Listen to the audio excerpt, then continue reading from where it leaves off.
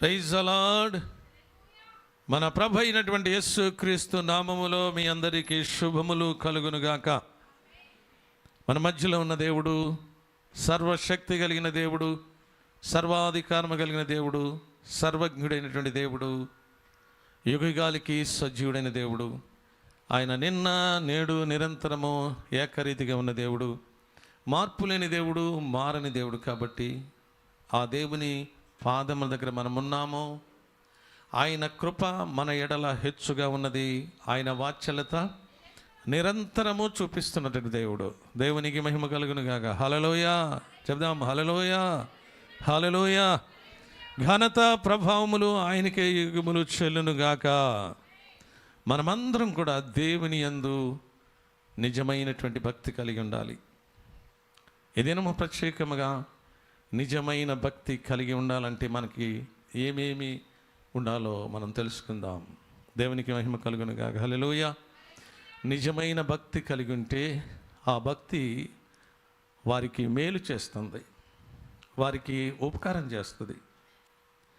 కొన్ని సమయాల్లో ఆ భక్తి ఆదుకుంటుంది, ఆ భక్తి క్షేమాన్ని ఇస్తుంది, ఆ భక్తి కాపుదలను ఇస్తుంది, ఆ భక్తి అద్భుత కార్యాలు చేస్తుంది, ఆ భక్తి ఆశ్చర్య కార్యాలు జరిగిస్తూ ఉంటుంది. ఒకవేళ నిజమైన భక్తి లేకుండా నామకార్థంగా ఉంటే, అయ్యా రీసౌండ్ రాకుండా చూడయ్యా. Praise the Lord. హల్లెలూయా. నామకార్థంగా ఉంటే విజిల్స్ రాక, నామకార్థంగా ఉంటే ఆ భక్తి సముద్రంలో పోసిన పన్నీరులాగా అయిపోతుంది. దేవునికి మహిమ కలుగును గాక. హల్లెలూయా, హల్లెలూయా చెప్దాం. హల్లెలూయా. కొంచెం పెట్టమసండి. హల్లెలూయా, హల్లెలూయా, హల్లెలూయా. నిజంగా భక్తి కలిగి మనం ఉండాలి ప్రియులారా. భయంకర దినాలలో ఉన్నాం, చాలా భయంకర దినాలలో ఉన్నాం, దుర్దినాల్లో ఉన్నాం. నిజమైన భక్తి లేకపోతే కనుక, ఒకవేళ ఉదాహరణకు మనం ఏదైనా స్టడీ విషయంలో చదువుతూ ఉన్నామనుకోండి, శ్రద్ధ కలిగి దాని మీద ఆసక్తి కలిగి చదివి ఎగ్జామ్ రాస్తేనే దానిలో మనము పాస్ అవుతాం. లేకుంటే ఏదేదో నామకార్థంగా చదివి వెళ్ళి ఎగ్జామ్ రాస్తే దానిలో ఏమవుతాం? ఫెయిల్ అవుతాం. సిగ్గుపడవలసి వస్తుంది, అవమానపడవలసి వస్తుంది. అందుచేతనే ప్రియులారా, ఏదైనా సరే మనం బేరీజ్ వేసుకోవాలి. ఈ లోకంలో నిజమైన భక్తి కలిగిన వారు ఉన్నారు, భక్తి లేనటువంటి వారు ఉన్నారు. బైబిల్ గ్రంథంలో నిజమైన భక్తి కలిగిన వారు ఉన్నారు, నామకార్థంగా ఉన్నవాళ్ళు కూడా ఉన్నారు.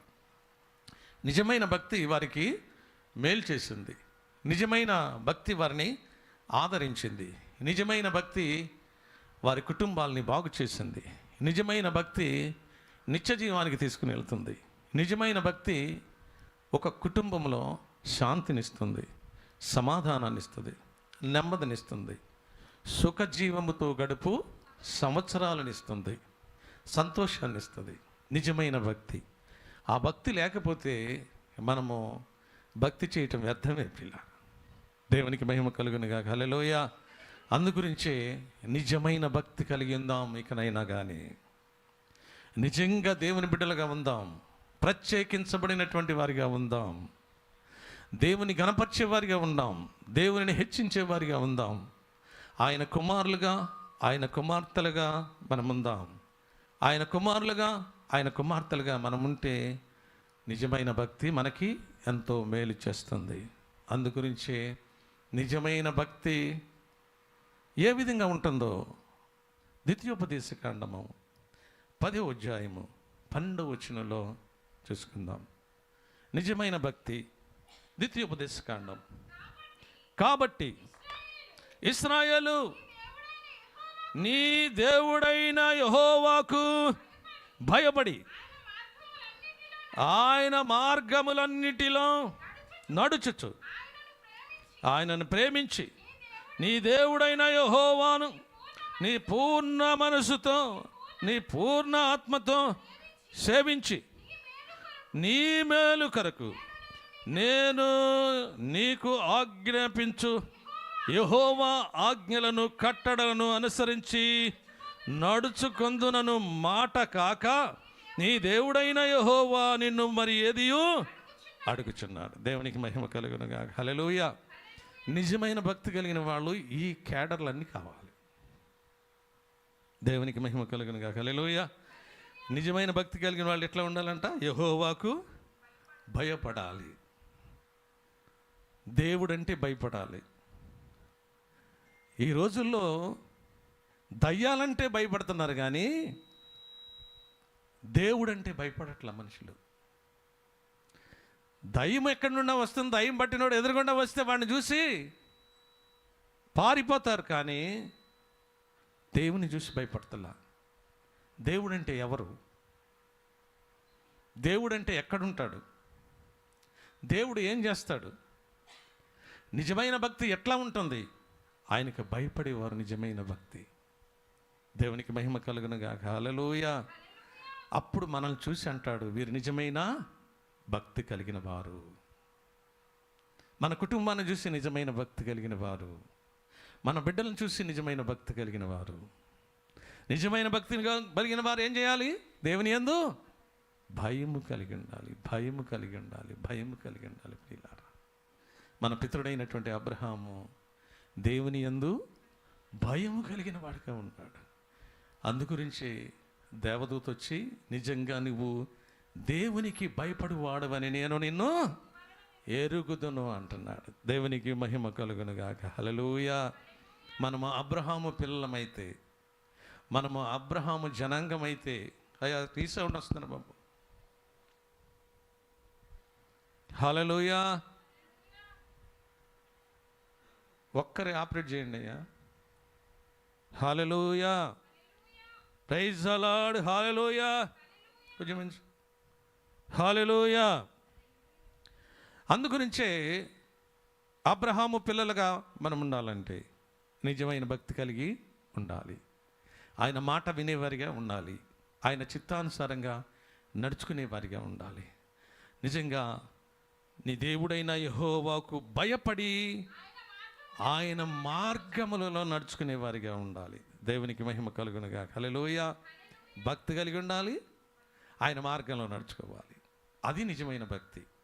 భక్తి కలిగిన వాళ్ళు ఏం చేస్తారు? ఆయన మార్గంలో నడుచుకుంటారు. ఆయన చెప్పింది చేస్తారు, ఆయన వద్దన్నది మానేస్తారు. దేవునికి మహిమ కలుగునుగా. హల్లెలూయా. ఏమాత్రం కూడా అపవిత్రత అంటకుండా చూసుకుంటారు. ఏమాత్రం కూడా భక్తికి తగినటువంటి జీవితాన్ని జీవిస్తారు పిల్లారా. అదే నిజమైనటువంటి భక్తి. నోవహు కుటుంబం ఉంది, నిజమైన భక్తి కలిగిన వారిగా ఉన్నారు. తన కుటుంబం అంతా నిజమైన భక్తి కలిగిన వారిగా ఉన్నారు. వారి పట్ల దేవుడు గొప్ప కృప చూపించాడు. జల ప్రళయం నుండి తప్పించాడు ఆయన. నిజమైన భక్తి కలిగిన వారు, నేను చూసిన వీరందరిలో, మనుషులందరిలో నీవే నిజముగా నీతిమంతుడు అయిండుట నేను చూచితిని. అంటే దేవునికి భయపడి ఆయన మార్గంలో నడుచుకుంటూ నీతిమంతుడిగా చేయబడ్డాడు. దేవునికి మహిమ కలుగునుగా. హల్లెలూయా. ఆయన చెప్పింది చేశాడు, వద్దన్నది మానేశాడు. అదే నిజమైనటువంటి భక్తి. ఆ నిజమైన భక్తి ఆ కుటుంబానికి ఆశీర్వాదకరంగా మారింది, దీవెనకరంగా మారింది, మేలు చేసేదిగా మారింది. మొదటి మేలు, జలప్రళయం నుండి తప్పించబడ్డారు. రెండవది, ఆదికాండము 9వ అధ్యాయం 1వ వచనంలో చూసినట్లయితే దేవుడు వారిని ఏం చేశాడంటే, నోవాహును అతని కుమారులను ఆశీర్వదించి, మీరు ఫలించి అభివృద్ధి పొంది నింపుడి. అది అక్కడ చూసినట్లయితే నోవాహు కుటుంబాలను దేవుడు ఏం చేశాడంట? ఆశీర్వదించాడు. దేవునికి మహిమ కలుగునుగా. హల్లెలూయా. ఎందుకు ఆశీర్వదించాడంటారు? దేవునికి భయపడేవారిగా ఉన్నాడు, దేవుని మార్గములో నడుచుకునేవారిగా ఉన్నారు. జలప్రళయం నుండి తప్పించాడు. మనం కూడా నిజమైన భక్తి కలిగిన వారిగా ఉంటే భయంకర దినాలు రాబో దినాలు ఉన్నాయి, భయంకరమైన పరిస్థితులు రాబో దినాలు ఉన్నాయి. ఈ భయంకర దినాలలో నుండి మనము తప్పించబడాలంటే నిజమైన భక్తి కలిగి ఉండాలి. ఆ నిజమైన భక్తి రాబో ఉగ్రత నుండి నిన్ను తప్పిస్తుంది. దేవునికి మహిమ కలుగునుగాక. హల్లెలూయా. ఎట్లా తప్పిస్తుందంటే నిజమైన భక్తి కలిగి ఆయన మార్గములు నడుచుకుంటే కనుక నోవాహు కుటుంబాన్ని జలప్రళయంలో తప్పించినట్లుగా నిన్ను, నీ కుటుంబాన్ని, నన్ను, నా కుటుంబాన్ని, మనందరినీ కూడా భయంకరమైన పరిస్థితుల నుండి, భయంకరమైన ఇబ్బందుల నుండి, భయంకరమైనటువంటి ఇక్కట్ల నుండి, భయంకరమైనటువంటి పరిస్థితుల నుండి మనల్ని మార్చి తారుమారు చేసి నిజమైన భక్తి కలిగిన నా బిడ్డలను నేను దీవించి ఆశీర్వదించాలని ఆశీర్వదించే దేవుడు. దేవునికి మహిమ కలుగునుగాక. హల్లెలూయా. అందుకే ఏబుతో అంటాడు, నీ భక్తి నీకు ధైర్యం పుట్టించదా, నీ యథార్థ ప్రవర్తన నిరీక్షణ ఆధారము కాదా అంట. నిజమైన భక్తి ఏం చేస్తుందంట? ధైర్యం పుట్టిస్తుంది. ఎందుకంటే భయం కలిగి ఉన్నారు, ఆయన మార్గములు నడుచుకుంటున్నాడు, నీతిమంతుడిగా ఉన్నాడు, ఆయన యథార్థంగా ఉన్నాడు, ఆయన దేవుని దృష్టిలో ఏమాత్రం కూడా వెనకంజ వేయకోకుండా నిజమైన భక్తి కలిగిన వాడుగా ఉన్నాడు. దేవునికి మహిమ కలుగునుగాక. హల్లెలూయా. అందుకే దేవుడు నోవాహు కుటుంబాన్ని ఆశీర్వదించాడు, తన బిడ్డలను ఆశీర్వదించాడు. మనల్ని కూడా దీవించాలి, మనల్ని కూడా ఆశీర్వదించాలి, మనం కూడా మేలు పొందుకోవాలి, మనం ప్రయోజకులం కావాలి, గొప్పవారిగా ఉండాలి, ప్రత్యేకించబడినటువంటి వారిగా ఉండాలి. నిజమైన భక్తి కలిగిన వాళ్ళు ఎట్లా ఉంటారు? ప్రత్యేకించబడినటువంటి కుటుంబముగా. ఎవరు చూస్తున్నారు? మనుషులను సంతోషపెట్టడానికి కాదు మనం చూసేది. మన భక్తి మనుషులను సంతోషపెడితే ప్రయోజనం లేదు. ఎవరిని సంతోషపెట్టాలి? దేవుని సంతోషపెట్టాలి. దేవుడు చూస్తున్న దేవుడు, గమనిస్తున్న దేవుడు, పరిశీలన చేస్తున్న దేవుడు. ఇక్కడ కూర్చున్నటువంటి యవనస్తులు కావచ్చు, ఇక్కడ కూర్చున్నటువంటి స్త్రీలు కావచ్చు, ఇక్కడ కూర్చున్నటువంటి పురుషులు కావచ్చు, ఇక్కడున్న మనమందరం కావచ్చు, ఎవరినైనా కానీ ఆయన చూస్తున్నాడు, ఆయన గమనిస్తున్నాడు, ఆయన పరిశీలన చేస్తున్నాడు. మీ హృదయ రహస్యములను ఎరిగినటువంటి దేవాది దేవుడు, నీ భక్తిని ఎరిగిన దేవుడు, నీ భక్తి ఏ విధంగా ఉందో చూస్తున్నటువంటి దేవుడు. నిజమైన భక్తి కలిగి ఉండమని ఈ దినాన పరిశుద్ధాత్ముడు మనకి హెచ్చరిక చేపిస్తున్నటువంటి దేవాది దేవుడు. ఆ నిజమైన భక్తి, నీ భక్తి నీకు ధైర్యము పుట్టించదా? దేవునికి మహిమ కలుగునుగాక. హల్లెలూయా. భక్తిగా ఉంటే గొప్ప ధైర్యము పుట్టిస్తుంది అన్నమాట. ఏది ధైర్యం అంట? ఏ ధైర్యం అంటే ఆ సామెతల గ్రంథంలో ఉంటుంది, 28వ అధ్యాయంలో మొదటి వచనంలో ఏముంటుందంటే, సామెతల గ్రంథం 28వ అధ్యాయం మొదటి వచనం, 28వ అధ్యాయం మొదటి వచనం నుంచి చదువమ్మా. ఎవడును తరమకుండానే ఏం చేస్తాడట? దేవుని యందు భయభక్తులు కలిగి ఆయన మార్గంలో నడిస్తే కనుక, సరిగా పెట్టు, సౌండ్ పెట్టు, వినాలి మీరు. హల్లెలూయా. ఒక్కసారి సెట్ చేస్తే అయిపోవాలయ్యా, ఊరికే దానికి. హల్లెలూయా చెప్దాం. హల్లెలూయా. దుష్టుడట తరమకుండానే పారిపోతాడట. ఎవరిని చూసి పారిపోతారు? దేవుని యందు భయభక్తులు కలిగిన మార్గంలో నడిచేటటువంటి వారిని చూసి దుష్టుడు తరమకుండానే పారిపోతాడు. దేవునికి మేము కలుగునుగాక. హల్లెలూయా. నిజమైన భక్తి లేకపోతే కనుక, నిజమైన విశ్వాసం లేకపోతే కనుక, ఆడు నీ ఇంట్లో కూర్చుంటాడు, నీ హృదయంలో కూర్చుంటాడు, నీ తలంపులో కూర్చుంటాడు, నీ ఊహలో కూర్చుంటాడు, నిన్ను చిందరవందర చేసేస్తూ ఉంటాడు ఆయన. ఎవరు? సాతానుడు. ఎందుకని? నిజమైన భక్తి లేదు. ఎందుకని? శాంతి లేదు, నిజమైన భక్తి లేదు. ఎందుకు? అన్నీ సమకూర్చబట్టలేదు, నిజమైన భక్తి లేదు. ఎందుకు మనం బాగుండట్లేదు, శాంతి లేకుండా ఉంటున్నాం, నిజమైన భక్తి లేదు. ఎందుకు మనకి పోరాడుతున్నాం, నిజమైన భక్తి లేదు. పిల్లారా, నిజమైన భక్తి కలిగి ఉంటే కనుక నోవాహు కుటుంబాన్ని జలప్రళయం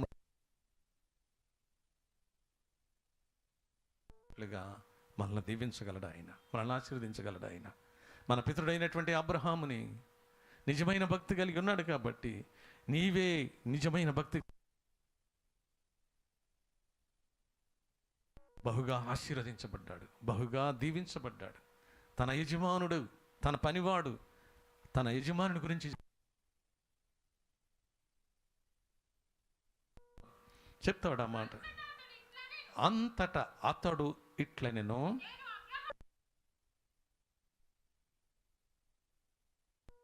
యెహోవా నా యజమానుని బహుగా ఆశీర్వదించాను.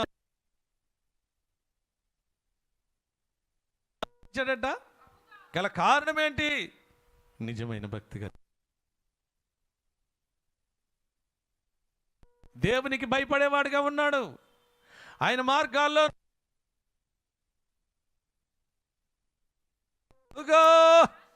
ఆశీర్వదించాను.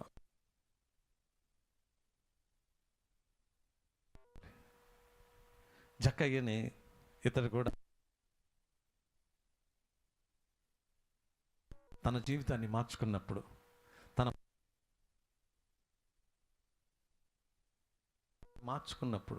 తన మార్గాల్ని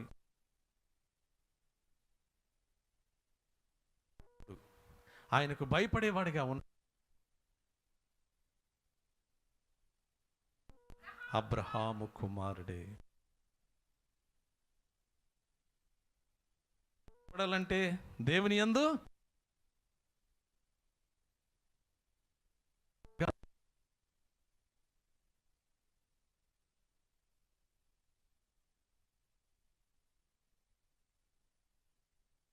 కాండానికి వద్దాం. 10వ అధ్యాయం.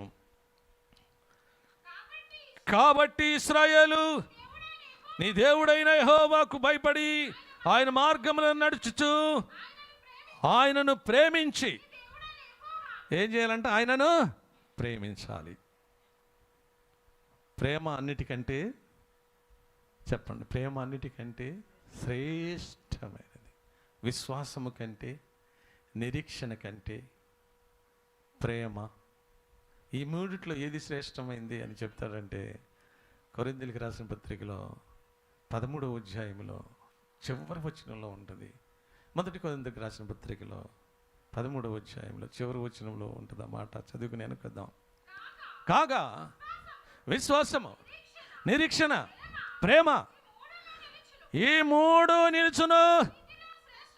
ఈ మూటిలో శ్రేష్టమైనటువంటిది ఏంటంట? ప్రేమ. దేవుడు నిన్ను నన్ను ప్రేమించాడు. మనం కూడా ఏం చేయాలంట? చెప్పాలి. చదువుకున్నా ఏం చేయాలి? మనం కూడా దేవుణ్ణి ప్రేమించేవారిగా. ఈ లోకములో నా సౌండ్ నాకు వినపడుతుంది. ఈ లోకములో ప్రేమలన్నిటికంటే దేవుని ప్రేమ ఎంతో శ్రేష్టమైనది. ఆయనని ప్రేమించాలి మనము.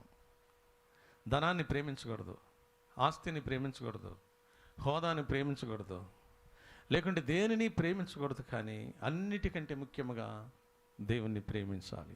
దేవునికి మహిమ కలుగునుగా. హల్లెలూయా. దేవుని ప్రేమించేటటువంటి వారిని ఏం చేస్తాడంటే, దేవుణ్ణి ప్రేమించే వారిని ఏం చేస్తాడంట? సామెతల గ్రంథము 8వ అధ్యాయం 17వ వచనం. సామెతల గ్రంథము 8వ అధ్యాయం 17వ వచనం. సామెతల గ్రంథం ఏం చేస్తున్నాడంట? నన్ను ప్రేమించు వారిని. దేవునికి మహిమ కలుగును గాక. హల్లెలూయా. నన్ను ప్రేమిస్తే కనుక నేను వారిని ప్రేమిస్తాను. దేవుడు ఇక్కడ ఏమంటున్నాడంటే, నాకు భయపడి నా మార్గములో నడుచు ఆయనను ప్రేమించి. దేవునికి ఎవరిని ప్రేమించాలి? భర్తను ప్రేమించవచ్చు, భార్యను ప్రేమించవచ్చు, పిల్లల్ని ప్రేమించవచ్చు, అన్నదమ్ములను ప్రేమించవచ్చు, అక్కజనులను ప్రేమించవచ్చు. ఇది ఈ లోక సంబంధమైనటువంటి ప్రేమ, శాశ్వతమైనటువంటిది కాదు ప్రియులారా. దేవుణ్ణి ప్రేమించేవారిగా ఉండాలి. ఆయన ప్రేమ మనకెంతో ప్రేమ మన మీద చూపించాడు ఆయన. నువ్వు ఆయనను ప్రేమించాలి. ఎందుకనగా ఆయన సృష్టికర్త, ఎందుకనగా ఆయన సర్వాధికారం కలిగిన దేవుడు. వారిని ప్రేమించాను, వీరిని ప్రేమించాను, వీళ్ళని ప్రేమించాను, వాళ్ళని ప్రేమించానని ఈ దినాల్లో చూస్తూ ఉన్నాం. ఆ ప్రేమ కొద్ది కాలమే ఉంటుంది. అందుగురించి ప్రేమ, యేసుని ప్రేమ, అది ఎవ్వరు కొలువలేనిది. నిజము దేనిని నమ్ము, ఇది భువి అందించలేనిది. ఎన్నడెన్నడు మారనిది నా యేసుని దివ్య ప్రేమ, ఎన్నడెన్నడు వీడనిది నా యేసుని నిత్య ప్రేమ. ప్రేమ, యేసుని ప్రేమ, అది ఎవ్వరు కొలువలేనిది. నన్ను ప్రేమించు వారిని నేను ప్రేమిస్తున్నాను అంటున్నాడు. దేవునికి మహిమ కలుగునుగా. హల్లెలూయా. ఎంతమంది ప్రేమిస్తున్నారు? నిజంగా దేవుని ప్రేమించేవారైతే మీరేం చేయాలి చెప్పాలి. తొందరగా ముగించేసుకుందాం. దేవుని ప్రేమించేవారైతే ఏం చేయాలి? ఆయన యందు భయభక్తులు కలిగి ఉండాలి. రెండవది, ఆయన మార్గంలో నడుచుకోవాలి. దేవునికి మహిమ కలుగునుగా. హల్లెలూయా. భయపడేవారిగా ఉన్నారా? దేవునికి ప్రాధాన్యత ఇచ్చేవారిగా ఉన్నారా? దేవునికి ప్రాధాన్యత ఇస్తే వాళ్ళు దేవునికి భయపడతారు. వాళ్ళు దుష్టుడు తరమకుండానే పారిపోతాడు. నీతిబద్ధుడట ఎట్లా ఉంటాడట? సింహంలాగా ధైర్యంగా ఉంటాడని సామెతల్లో ఉంది. ఇక్కడ చూసినట్లయితే సామెతలు 8:17 ఏమంటాడు? నన్ను ప్రేమించు వారిని నేను ప్రేమించుచున్నాను. చదవాలి. నన్ను ప్రేమించు వారిని నేను ప్రేమించుచున్నాను. నన్ను జాగ్రత్తగా వెతుకువారు నన్ను కనుగొందురు. ఐశ్వర్య ఘనతలను, స్థిరమైన కలిమియు, నీతి ఆయనద్దని. ఆయన ప్రేమిస్తే కనుక ఏమని అంటే ఆయన దగ్గర ఐశ్వర్య ఘనతలు. బా, నిజంగా భయపడదామా? ఆయన మార్గంలో నడుచుకుందామా? ఏమిస్తాడట? ఐశ్వర్యం ఇస్తాడంట, ఘనతలు ఇస్తాడట, స్థిరమైన కలిమి ఇస్తాడట, నీతి కూడా ఆయన దగ్గర ఉందట. అవన్నీ మనకే ఇస్తాడు ఆయన. ఎప్పుడు ఇస్తాడు ఆయన? ఆయన ఎందుకు భయం కలిగి ఆయన మార్గంలో నడుచుకొని ఆయన ప్రేమిస్తేనే. దేవునికి మహిమ కలుగునుగా. హల్లెలూయా. ఆయన దగ్గర ఉన్నాయి స్థిరమైన కలిమియు. చదువమ్మా. నీతియు నా యొద్దనున్నవి మేలిమి బంగారము కంటెను. నా వలన కలుగు ఫలము మంచిది. దేవునికి మహిమ కలుగునుగా. హల్లెలూయా. అవన్నీ మనకి ఇచ్చేస్తాడట. ఎప్పుడు? ఆయనని ప్రేమించినప్పుడు. లోకంలో ఎవరిని ప్రేమించినా మనకు దొరకవయ్యి. అన్నదమ్ముల ప్రేమ కంటే, అక్కజళ్ళ ప్రేమ కంటే, బంధుమిత్రుల ప్రేమ కంటే, రక్త సంబంధుల ప్రేమ కంటే, ఈ లోకంలో ఉన్న వారి ప్రేమ కంటే దేవుని ప్రేమ ఎంతో శ్రేష్టమైనది. ఆ ప్రేమ కొలవలేనిది, విడివలేనిది, మరువలేనిది. ఒకవేళ నీకున్న సమస్యలు తీరాలంటే, నీకున్న బాధలు తీరాలంటే, నీకున్నటువంటి కష్టాలు తీరాలంటే, నీ ఇరుకులు పోవాలంటే, నీ ఇబ్బందులు పోవాలంటే, నువ్వు ఆరోగ్యంగా ఉండాలంటే, నువ్వు క్షేమముగా ఉండాలంటే, కృపాక్షేమములు నీ వెంట ఉండాలంటే నువ్వు దేవుణ్ణి ప్రేమించాలి. ప్రేమించేవాడు ముందున్నటువంటి మార్గాల్లో భయపడాలి. ఆయన మార్గాల్లో నడుచుకోవాలి. ఆయన మార్గములు ఎంతో శ్రేష్టమైనవి. ఆయన ఆ మార్గములు ఎంతో ఉత్తమమైనవి. ఆయన మార్గములు ఎంతో మేలుకరమైనవి. ఆయన మార్గములు ఎంతో దీవెనకరమైనవి. ఆయన మార్గములు ఎంతో ఆశీర్వాదకరమైనవి. కాబట్టి ఆయన మార్గాల్లో నడుచుకునేవారు ఆయన ప్రేమిస్తారు. ఆయనని ప్రేమించిన వారిని ఆయన ప్రేమిస్తాడు. ఆయన ప్రేమించినటువంటి వారిని ఆస్తికి కర్తలుగా చేస్తాడు. కలిమి సంపద నీకు ఇస్తాడు ఆయన. నీతిని నీకు ఇస్తాడు ఆయన. నిత్యము కూడా ఆశీర్వాదకరంగా ఉంచుతాడు ఆయన. అందుచేతనే మన పితరుడైనటువంటి అబ్రహామును ఆశీర్వాదకరంగా మార్చాడు. నోవాహు కుటుంబాన్ని ఆశీర్వాదకరంగా మార్చాడు. మనల్ని కూడా ఆశీర్వాదకరంగా మార్చగలడు ఆయన. గొప్ప మేలు చేయగలడు, గొప్ప ఉపకారం చేయగలడు, క్షేమం ఇవ్వగలడు, కాపుదలు ఇవ్వగలడు. ఆయనకు అసాధ్యమైనటువంటిది ఏదీ లేదు. అందుగురించి నన్ను ప్రేమించు వారి కొరకు, నన్ను ప్రేమించినటువంటి వారి కొరకు నేను ఏర్పాటు చేసేటది చాలా గొప్పది అంటాడు. దేవునికి మహిమ కలుగునుగా. హల్లెలూయా. రోమీయులకు రాసినటువంటి పత్రిక 8వ అధ్యాయము 28వ వచనంలో, రోమీయులకు రాసిన పత్రిక 8వ అధ్యాయము 26వ వచనంలో చదువుకుందాం.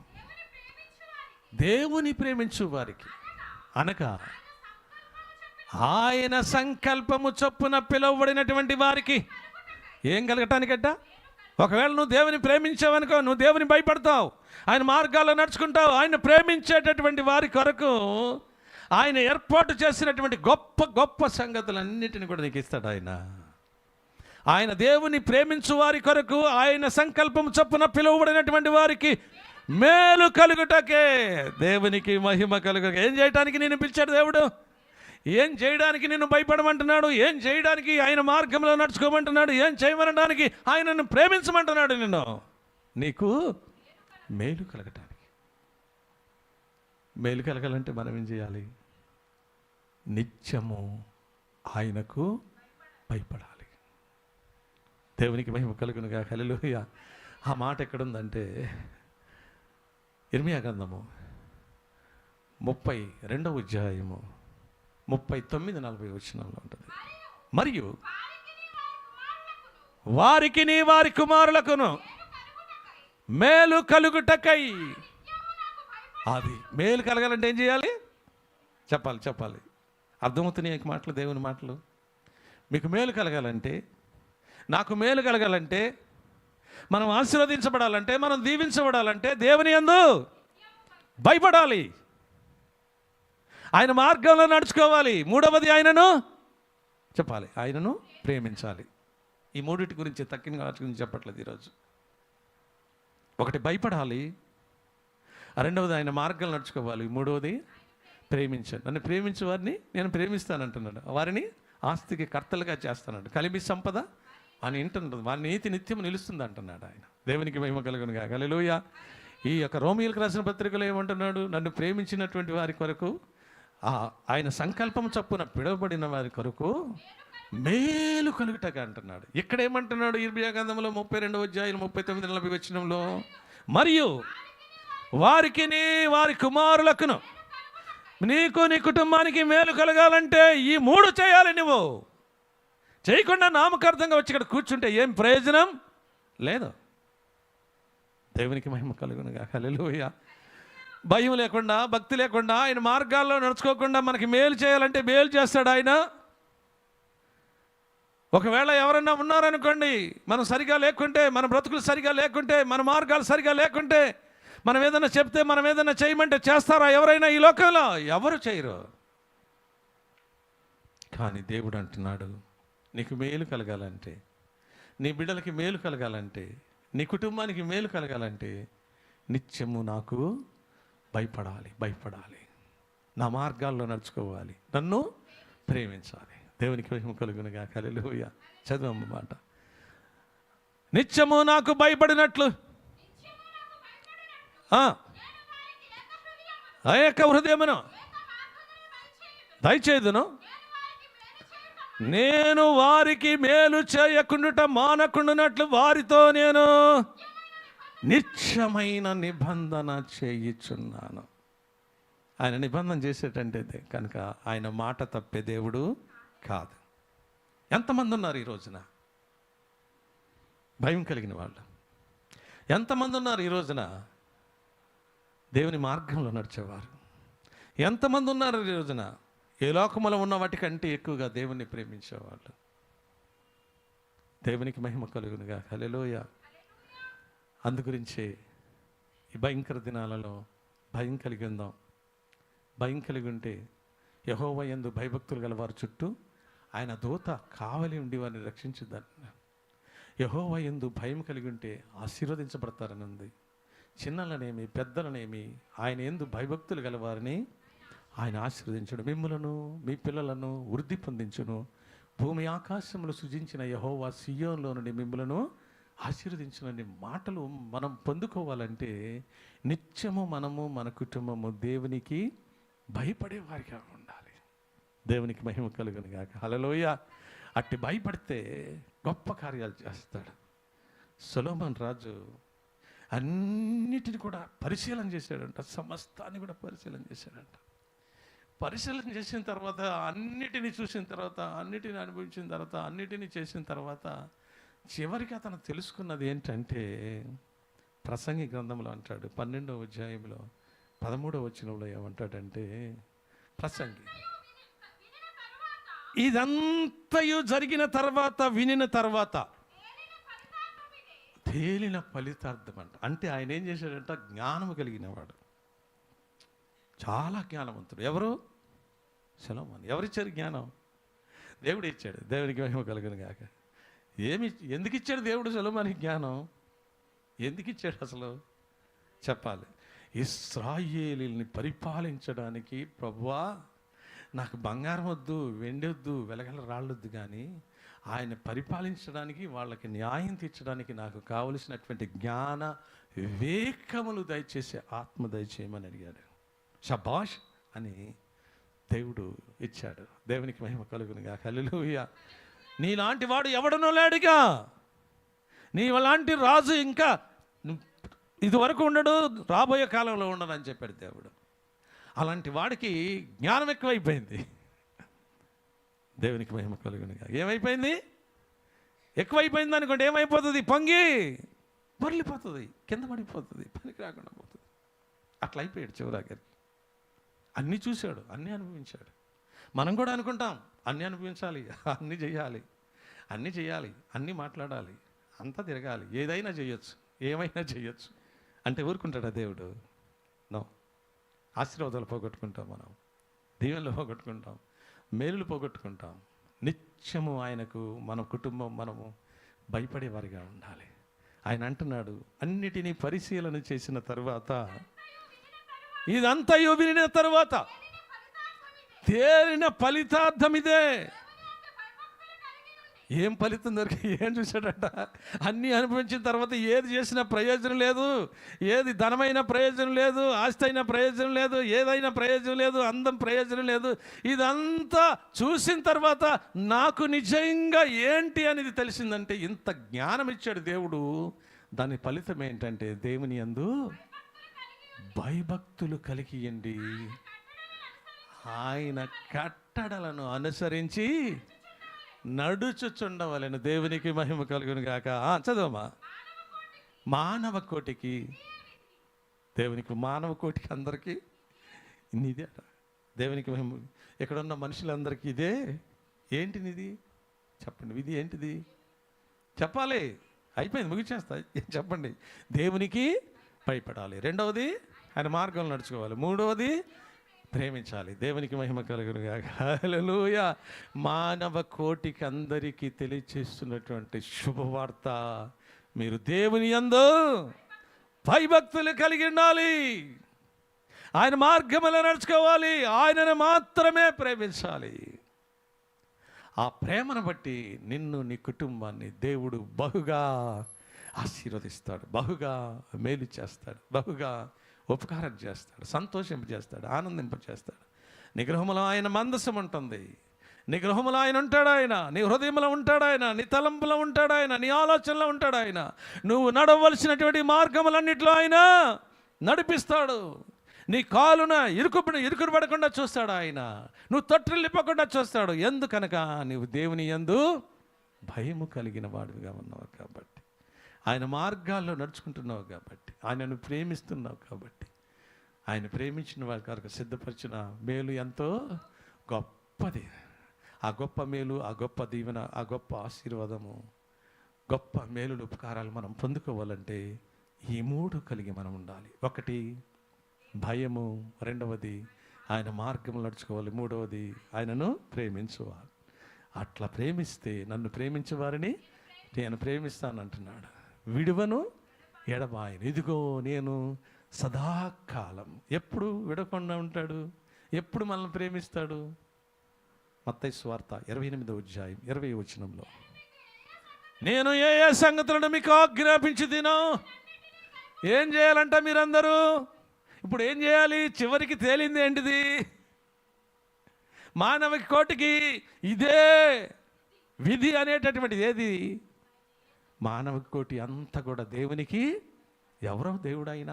ఆకాశమును, భూమిని, సముద్రమును, దానిలోని సర్వమును సృజించిన వాడు ఆయన. సర్వాంతర్యమైన దేవుడు ఆయన. ఆయన మూలముగా, ఆయన ద్వారా సమస్తము కలిగినవి. అన్నిటికీ ఆయనే ఆధారభూతుడు. ఆయనకే భయపడాలి మనము. మానవ కోటికి అంతటికి ఇదే విధి.